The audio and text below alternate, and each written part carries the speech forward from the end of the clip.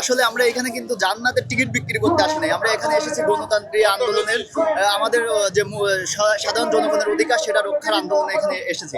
আমরা ইতিপূর্বে দেখেছি নির্বাচন কমিশনার হয়তো কোনো একটা দলের বা কোনো একটা সংগঠনের চাপের মুখে পড়ে তারা এক পক্ষপাতিত্ব করছে, যেমনটা আসলে তারা হাসিনা আমলে তাদের সাথে থেকে যে প্রহসনের নির্বাচনের সাথে থেকে যেটা তারা অভ্যস্ত, তারাও এখন চাচ্ছে পিছনের দরজা দিয়ে হয়তো ক্ষমতায় আসার। কিন্তু এটা বাংলাদেশের বা গোটা বাংলার মানুষ কখনোই এটা কখনোই গ্রহণযোগ্যতা মনে করবে না এবং এর বিরুদ্ধে প্রতিরোধ গড়ে তুলবে। আর সব থেকে মজার বিষয় বা হাসির বিষয় যেটা, যারা বাংলাদেশকে ধারণ করে না, যারা এই বাংলাদেশকে এখনো মনে প্রাণে চায় না, যারা 47 থেকে শুরু করে এখন পর্যন্ত সবসময় এই দেশের বিরোধিতা করছে, তারাই এখন দেশকে নেতৃত্ব দিতে চায়। এটা আসলে আমাদের জন্য খুবই দুঃখজনক এবং লজ্জাজনক। আসলে বাংলাদেশ দেখেন, যখন 47 আমরা পাকিস্তান ছিলাম, যখন আমরা হচ্ছে গিয়ে ভারত থেকে যখন স্বাধীনতার জন্য আমরা চেষ্টা করছিলাম, তখন তারা ভারতের পক্ষে ছিল, আমরা আমাদের স্বাধীনতা চাইনি। আবার যখন 71 আমরা বাংলাদেশে যখন স্বাধীনতা চাইলাম, তখন তারা আমাদের বিপক্ষে গেছে।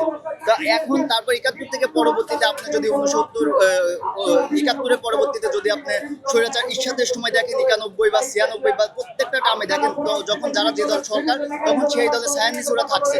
থাকার পর এখন পর্যন্ত কিন্তু ওরা বাংলাদেশের প্রতিনিধিত্ব করে না বা বাংলাদেশকে অন করে না। যদি সেটাই করতো, তাহলে 16ই ডিসেম্বর আমার জগন্নাথ বিশ্ববিদ্যালয়ে যখন পাকিস্তানের বিরুদ্ধে বা পাকিস্তানের পতাকার বিরুদ্ধে যখন হচ্ছে গিয়ে স্লোগান দেওয়া হয়, তখন কিন্তু তারা একটা মব সৃষ্টি করে এবং পাকিস্তানের পতাকার পক্ষ ওরা সপক্ষ অবস্থান নিয়ে আমাদের যারা বাংলাদেশপন্থী ছাত্রদল তাদের বিরুদ্ধে কিন্তু তারা তখন কথা বলে।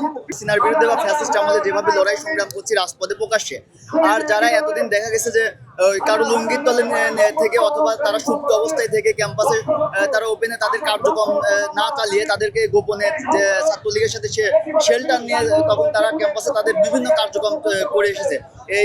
এর ফলশ্রুতিতে দেখা গেছে ডাকসু সব নির্বাচনে তারা ছাত্রলীগের সহায়তায়, যেহেতু তারা দীর্ঘদিনের সহযোদ্ধা, তো দীর্ঘদিনের সহযোদ্ধা থাকায় ছাত্রলীগ কিন্তু তাদেরকে ছেড়ে চলে যায়নি, বরং কি করছে ছাত্রলীগ তাদের, যেহেতু তারা শেখ মুজিবের উত্তরসূরি, তারা তাদের কমান্ড রক্ষা করছে, তারা তাদের দীর্ঘদিনের সহযোদ্ধা জামাত শিবির যারা গুপ্ত অবস্থায় তাদেরকে এতদিন সাপোর্ট দিয়ে গেছে, তারা আবার তাদেরকে সাপোর্ট দিচ্ছে।